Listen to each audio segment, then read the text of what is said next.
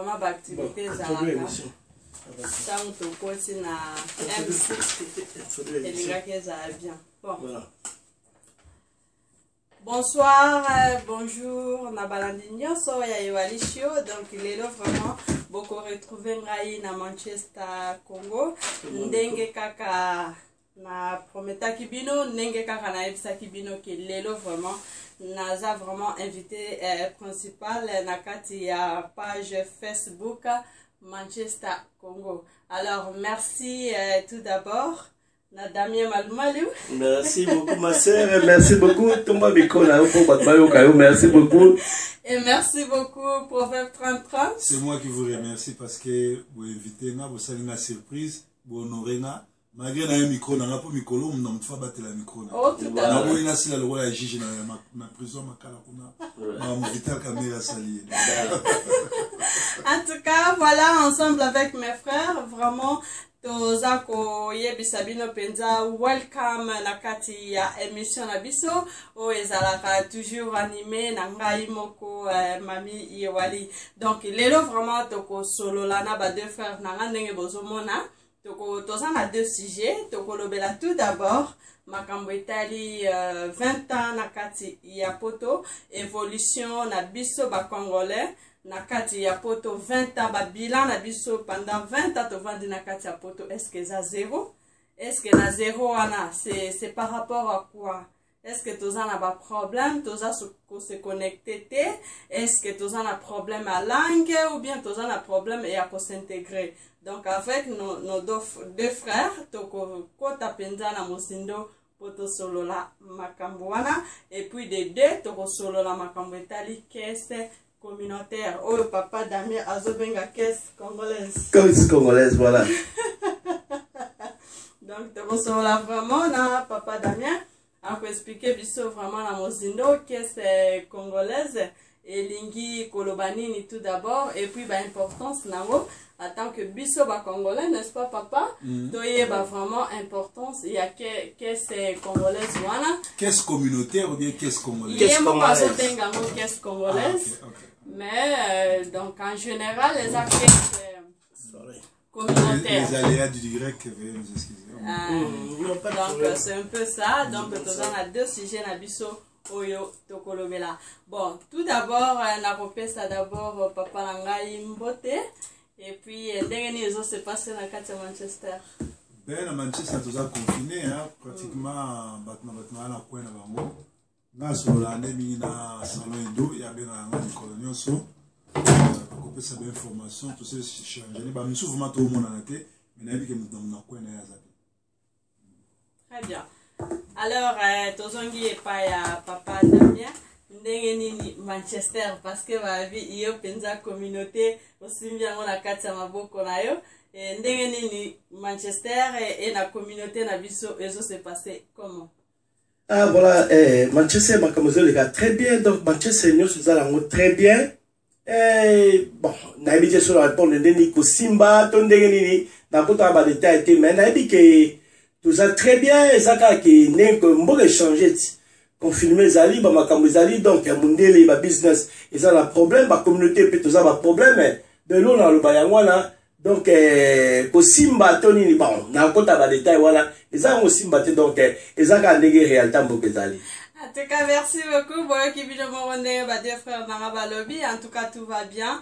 Avant, toko, bah, penza, na rosenga, la bande de cognos, so, baza connecté, bazo, landa biso, bossa, loko, langai, to partager d'abord émission. Bon, permettre, nga, vraiment, te partager émission, pour qu'on le nyoso, ayoka, makambo, oyo, to linto, solo, la, na pourquoi, yalelo. Donc, binope boy ko sa lokola ngai to partager émission na biso. Yeah, merci beaucoup ma sœur. Donc, to partager émission bande konde bozo landa ngala zo ba directement awa na kati ya ba ya Manchester Congo bande ko lango bozo landa ba msusu pe boko partager pour ngai et kende na page msusu donc vous amo sengo kwa pourtant toujours ya makambo ya communauté eza na tina mingi batunyo so balanda makambo lisanga batunyo so balanda bandeko bazo banini po makambo lisanga ezali kama mutu moko te kwa ezali kama mutu nyonso donc singe bana mboka bayeba eloko ni tosoloba donc batu bayeba kwa parce que ezali makambo tolobi Italie lisanga la biso makambo Italie lisanga la biso mutu nyonso aza interesa yeba teuti wapi tozokende wapi makambo yango eza ndenge nini voilà po soki éclaircissement eza te soki bosolo eza te so tozotambola kaka lelo teuti mosika tozokende kaka mbuti mutu wana nde mope ezolebisa bato. Donc muto nzamba sala vie na ngai na ete so ozalika maloba muto nzamba sala po ozala muto osanganaka kwa eza beauté. Eza ndenge wana me ngai comme naza invité surprise nazoyoka bino na koede na selon capacité na nga naozala baquestion après na bani kopesa na mo mikolo oyo eza kofungama peut-être eza kofungama siko ofungoli yango eza kofungama voilà po mikolo nanga mona ye nango nazobanga bamikro ngala biso kakela mo lokola mo siko lobi eyokani kuna efungwa bi eza beauté. Voilà. Babi visuelongo na mtusimba mikono ya maboko tukoi maboko. Voilà. Donc Bibalbi likama micro comme makambuti. Mutamtu micro na yo donc ezala ngo pembeni sima mikono yangeza singa no boyela basafi. Yangeza la kwa singa. Voilà ma c'est yo entamé parce que la monde bande ba ozela la monde a déjà pas connecté. Pendant 20 heures, donc voilà. Alors, tout d'abord, Naza, tozo présenter vraiment Esquisse Nabiso parce que l'émission est là qui prévit. L'émission est là qui prévit à 20 heures. Et Boebi Kenga na uti musika, ndenge na sala qui annonce nara, Naza qui nanzela. Na tamboli pendant à peu près 150 km. Donc, bon, excusez, biso vraiment pour retard et outils et palangaï. Et je m'excuse, mon frère, et je m'excuse. Merci beaucoup, ma sœur. Ça déjà très bien. Ça m'a passé. Donc, alors, avant tout d'abord, toko tapenza na mozindo ya lisolo na biso, na kolinga vraiment na tuna motuna oyo epa ya proverbe 30-30. En tant que biso ba congolais ndenge toyebi ke te uta vraiment na ba pays o ezali tozala colonisé na ba français donc toza pays moko ba belge voilà tolobaka français et tant toyaka awa na bamboka neti ba Angleterre boye to ba Allemagne to nini eza ba lango yo biso penza tozala colonisé na ngote. Qu'est-ce que tu penses? Est-ce que koki kozala parmi ba barrières o esalaka ke évolution ya congolais et kende musika? Ben moi je crois que esquisse ezate. Moi, pratiquement, ça fait 30... Donc, Natcharara 33 ans à Napoto. Ok. Je suis arrivé ici, j'avais 20 ans. Calculez ce que 33 ans plus 20 ans, ça fait combien? Nabandi, Poto, Natambo, bon, à Mokebele. Allemagne, Suisse, Paris, et puis... en Angleterre. Je crois que Minele, Bazan esquisse, c'était pour nous... esquisse à Moutouté ou à échouer. Parce qu'il y a une école, il y a une école qui est pour la langue. Et là, il y a des personnes qui sont Mboka, même pour l'évangélisation, il y a des gens qui sont Congo, il y a des gens qui sont Swahili, il y a des gens qui sont Congo. Il y a des gens qui sont étonnés, il y a des gens qui sont en Allemagne, maman Moko, Azoboaka na Chiluba, interprète ya Mundele, Azoloba na Chiluba. Na Tuni Balabiba, au moins, il y a un corps de la paix, parce que là, il y a un internat, déjà, côté na deuxième des humanités na na ba tika na va en Angleterre muto pe sanga cours ya anglais ala ki miss américaine bato batanga na sadisana na kinzambi bato batanga na lonkobo na pindi ba yebi ki makamna lo betsa sulu do to yeba ka teke to ya ofana na mboka ba anglais mais biso za ko sakana bango donc awa muto a échoué après 20 ans pour la langue azali bongo na esquisse parce que ba école yali l'école ofele yali l'école coûte ba pe sa tumbo. Donc, il y a des choses qui sont réussir dans la vie, il faut l'intégrer. Oui, en Angleterre, il y a anglais. Oui, en Allemagne, il y a allemand. Oui, en Espagne, il y a espagnol. Oui, en France, il y a français. Et comme ça, on a en France, ça fait plus de 10 ans. Net Didi Kipumba, ça a émission.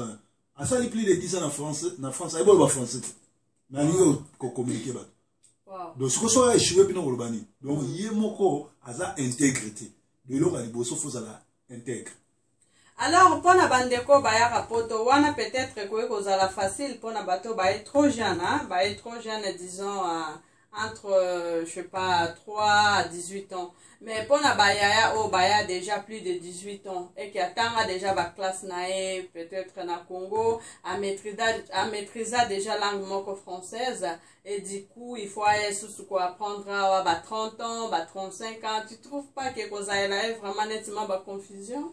Ben, ça dépend de la conscience intellectuelle. Nous surtout où n'importe quel âge commis. Peut-être sur les qui sont à 40 ans, tu peux comprendre, mais sur les moins de 30 ans, il faut que tu aies un cours, l'école, la langue, il y a beaucoup de choses. Alors, si on dit que il y a une langue qui est colonisée en Belgique ou bien France ou le français. Si on est en Angleterre, on a évolué en Angleterre, l'Angleterre a beaucoup d'opportunités. Maintenant, on est confiné, l'État, le gouvernement, a 50 000 pounds. Organisation, na ba église, na ba charité, et c'est pas la maille va bien. Ba pasteur, ba bendi ba là, ba monsieur ba na communauté, ba bendi ba 50 000, ba payer là on ba car, ba payer là on ba parler, mais bon ma communauté ba tirer pour la communauté. Est-ce que papa Damé est bien? Ba 50 000, yo kuta na communauté c'est que yo so bendi.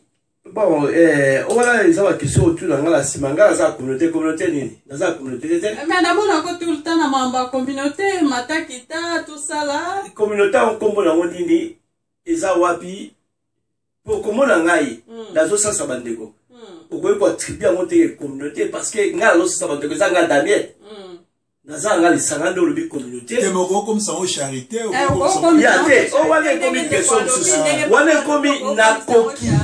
Parfois pour son komi ça peut. Oh wana ezali ngai Damien. Nazali ko salisa na ndenge na ngai. Mais na boule ke comme communauté ou bien. Non. Charité. Oh wana ezali omoni oyo nga salaka. Yo poko sala, mutumso ko sala. Mais ba sala ngote. Mais ngai batumso pe ba sala la ba ona ndena bango. Mais ngai naza ko sala. Question à la bendi to bendi. Te na benda nini? 50 000. Est-ce que information que tu as on parle on ozo balanga boya wa boboy. Na obenda ngo wapi na obenda na komboni na obenda. C'est un mami. C'est au moment là tout ça on a dit à créer une église. Mais pasteur a bendi 50 000. On a dit à créer une église au éviter au moins te ba l'église. Exactement. Donc voilà ça ma question peut-être c'est retour la ndenge la ngai mais donc communauté na libanga na vérifier parce que yo pozo tele makala komba ko neti na Birmingham bato ba bendi ba osalisa yo zo tele mais la popo na Birmingham en tout cas ponga na uti Birmingham en tout cas na Birmingham mais bazo aider ba maman bon bato bazo se retrouver ba maman ya ngonga na ba question na tango yo ko poser nga oya ngai ngala répondre ba question wana voilà.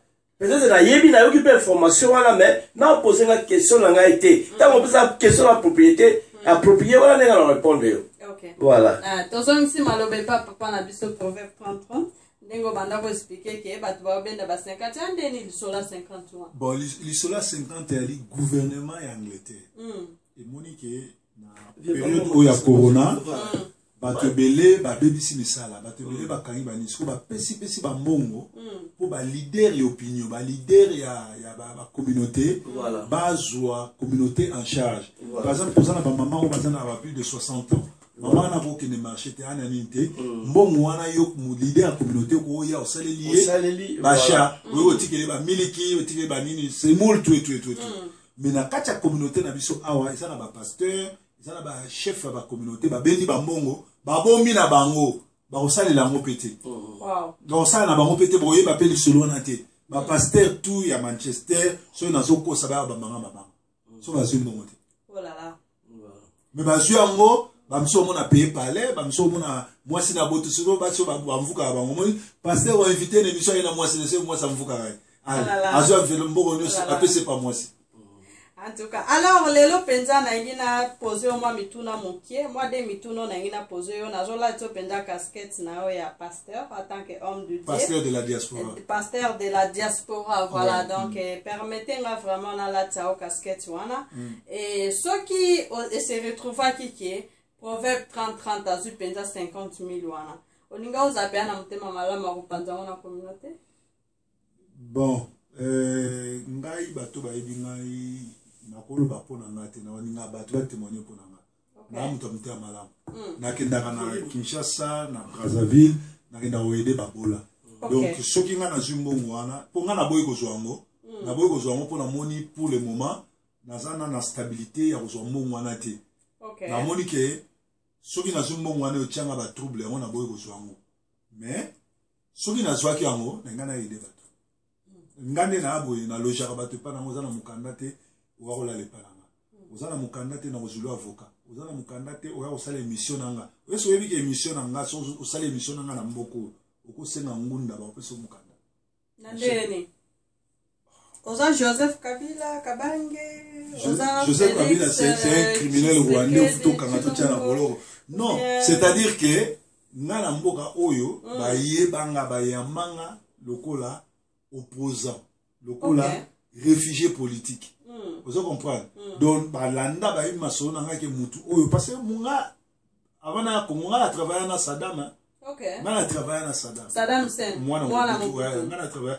donc munga ngana lobi ngapela tanga la yeye wala masara classe donc biso zaka tuna Marie Paul Soazo na France ngana zaki président ya Wenge El Paris na uti Paris na ke remonter Wenge El Paris donc Saddam Hussein mazaro ya babiso pa na ye en face ya ndako place Kabila le père baboma ye babenga ngoni Palais des Mars.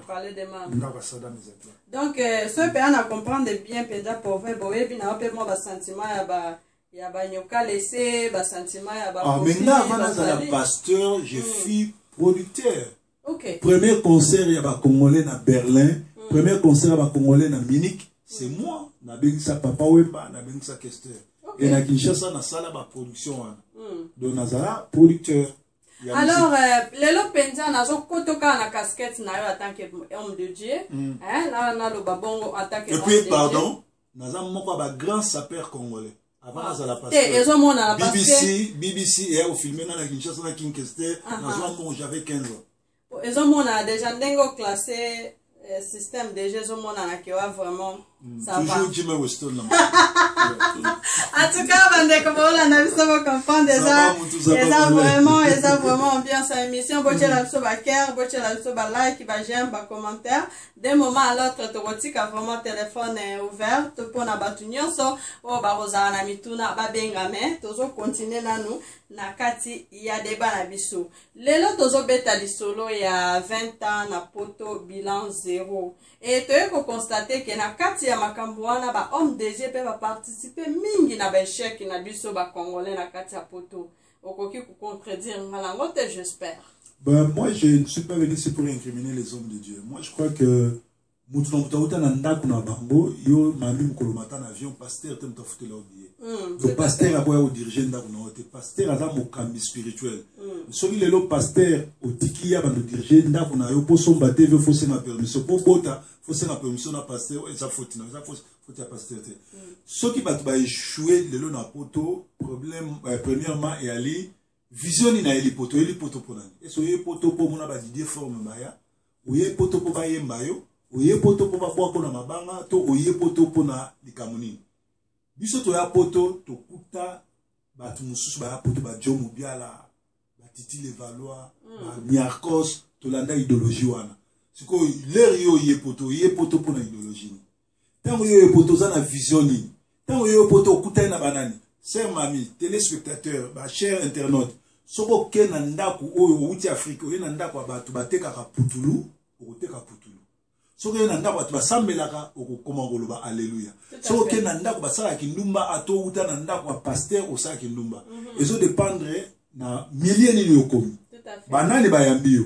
Idéologie ni yo sana. Alors soki déjà okomi esika moko amabe. Ndenge balobaka if you are in the wrong place something bad can happen. Wrong place, wrong time, you will lose your life. You will lose your life. Donc, so ça na place à mabe. Ne sika mabe na ngonga mabe au père de tanayo. So il peut comme na poto, au comme na ndako tu ba reva. Mwana mtusu ngana bana mkomsu mtabenga pasta ndeni, pasta ngaba pesa mukanda basala na ngoni. Mais c'est mukanda, il faut aller travailler. Tout à fait. Mukanda, il faut bimsanda. Mais comment expliquer yo za na mukanda, au sala raté, au so vivre na mango ya c'est-à-dire au vivre na social. Ce que tant au monde a maminé tio, nga mikolo na okumbate pour nous ça économie. Na au pays carte pour nous faire assurance na ba taxe tu tout na makambe bela au ça la charge mais la kufido ba petit tout na mutu na ngando ça me fait mal à la tête donc faut na épargner ba makambe belé.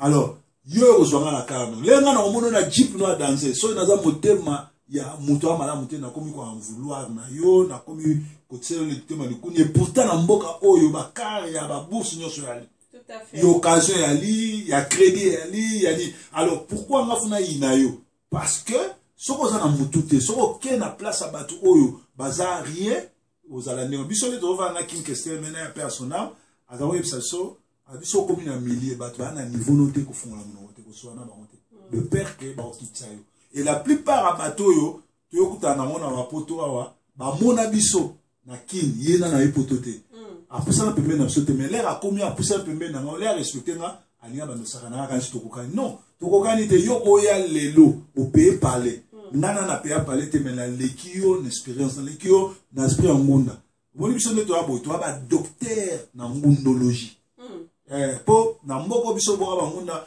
avant ozo nationalité avant ni ba peso indéfini ba misusu ba welisa osa nationalité po baza pesa visa 2 ans mais biso indéfini c'est-à-dire olonga mindele na lukuta na yo olongi ba wow donc toza na expérience mukolo balekaka ye na mbongo ba baleka ye na matabati wow vous comprenez donc mukolo il faut you must learn about the elder c'est quoi problème ya nini problème ali ba te belé bazo échouer par rapport ya milliers par rapport à Bato Zaranabango, dis-moi qui est ton ami, dis-moi qui est ton pasteur, je te dirai combien de démons tu en as et quelle délivrance il faut que tu fasses.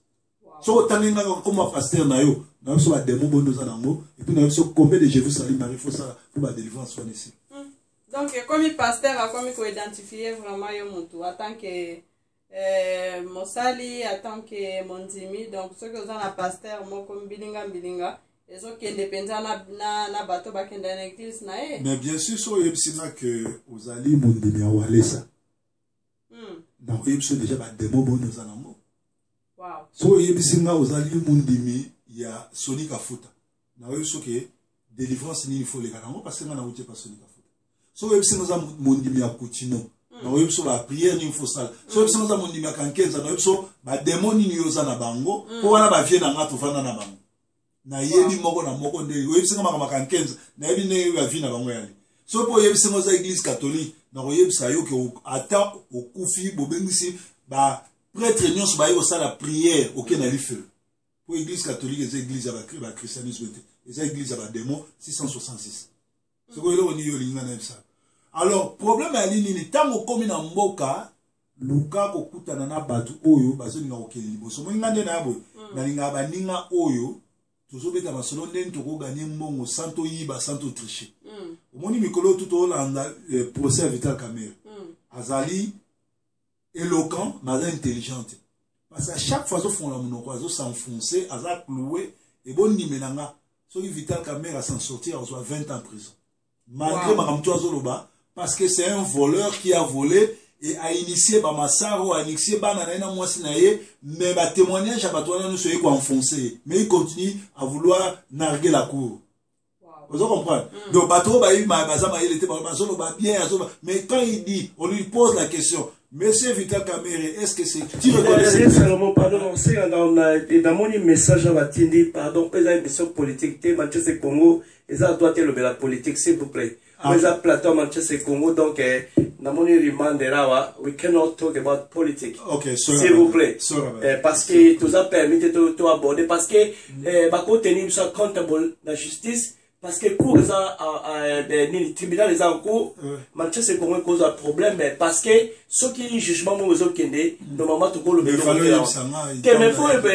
tout la média ya s'il vous plaît ya pour la mon la bip donc tout ça doit être le émission politique c'est bon to mi nanzela c'est-à-dire c'est mami bandiko balanda biso pour na ko réussir na vie landa bato ba réussir ça yozo landa mutu moko aya a ko luka vie assemblée même na kinité a komi alobi aza pasteur tout a Kinshasa to osali na ko luka no yo pese conscience yo pese confiance kaza pasteur no yo pa ko luka ya sala raté soit c'est la yo ou il est dim ko pesa dim ça important mais faut pesa na muto aza appelé muto aza na nguyanza mais soit assemblée pona yo nzamba changer makam. Mais c'est quoi proverbe, c'est quoi pour place on a des comme moi confusion moké surtout ngai personnellement et les que la ngama moké. Na roye bandenge nini ke proverbe ndengo zawana parce que bo utiliser ka Bible. Bino nyonso ba pasteur nyonso en général to utiliser ka Bible. Na kati ya Bible wana et surtout ba kuya tango komi na nosika na mboka to utilisera toujours ma sœur, Dieu va faire grâce. Nzambe akopambola yo.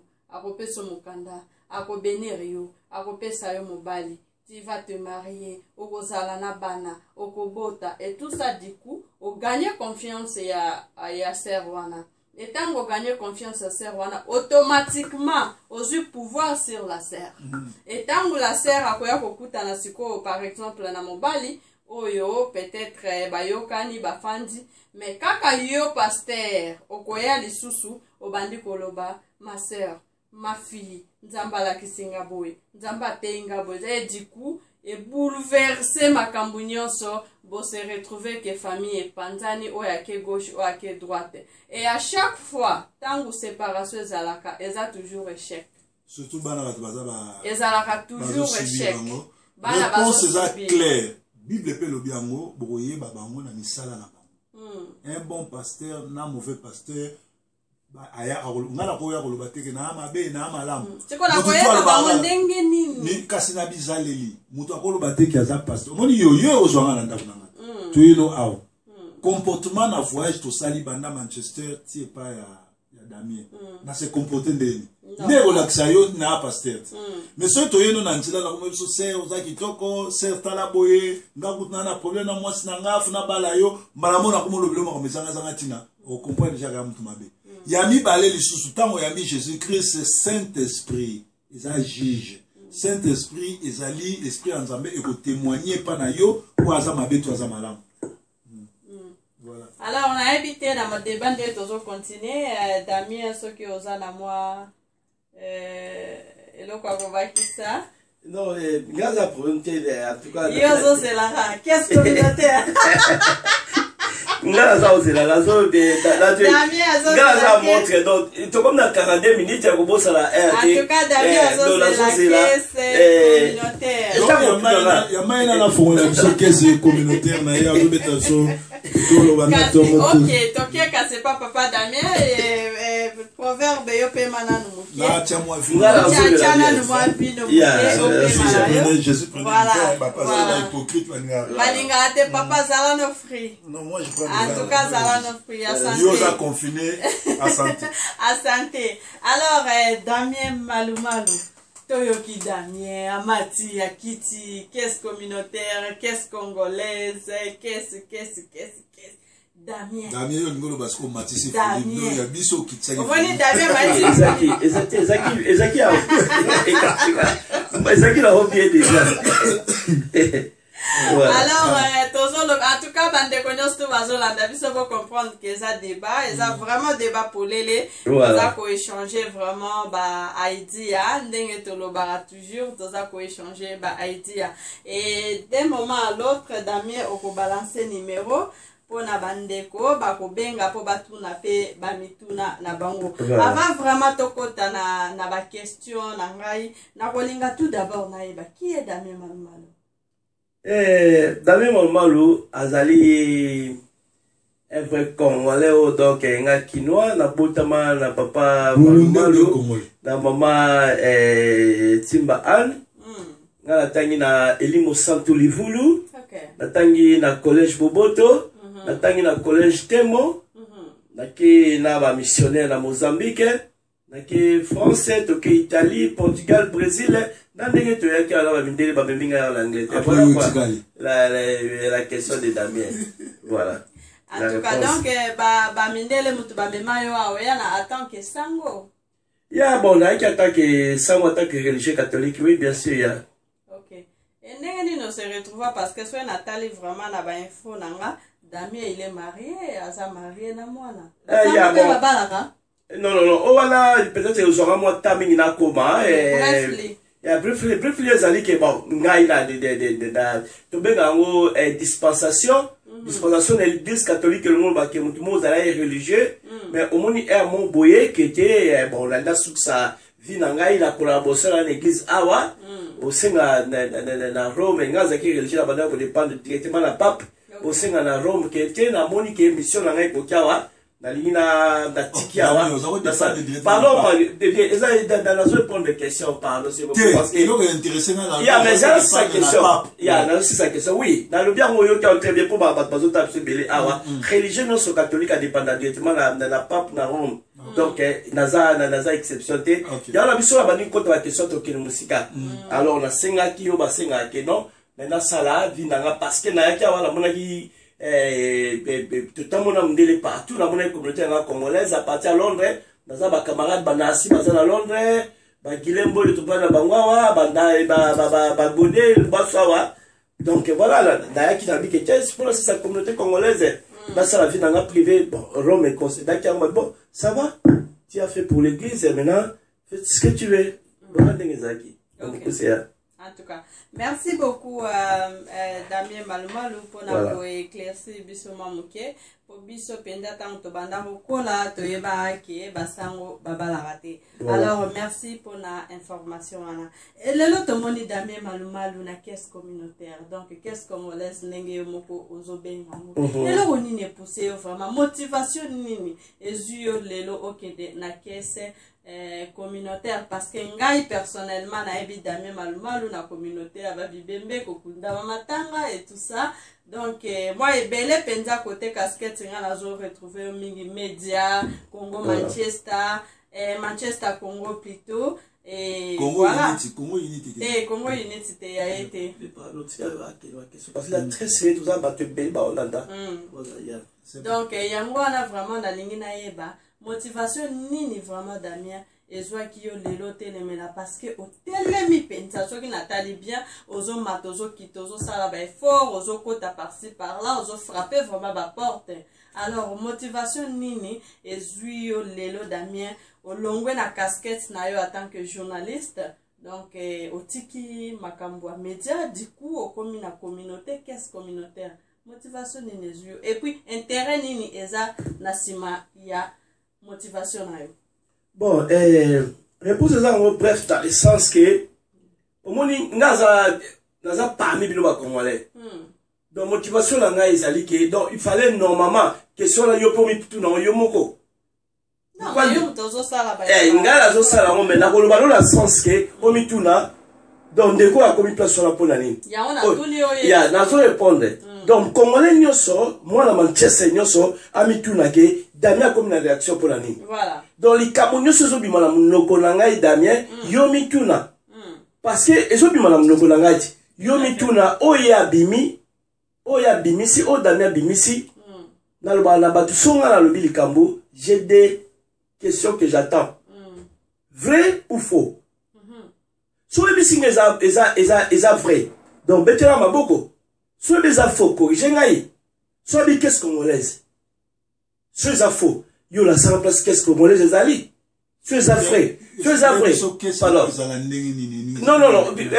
Azotu la question très bien tobanine très bien parce que à comprendre. Bon, ça on a expliquer. Ya la bingana ko expliquer tu la tunyo qu'est-ce que moi les alaka. Akasi. Donc ezelo mogoye. Donc ils ont innovation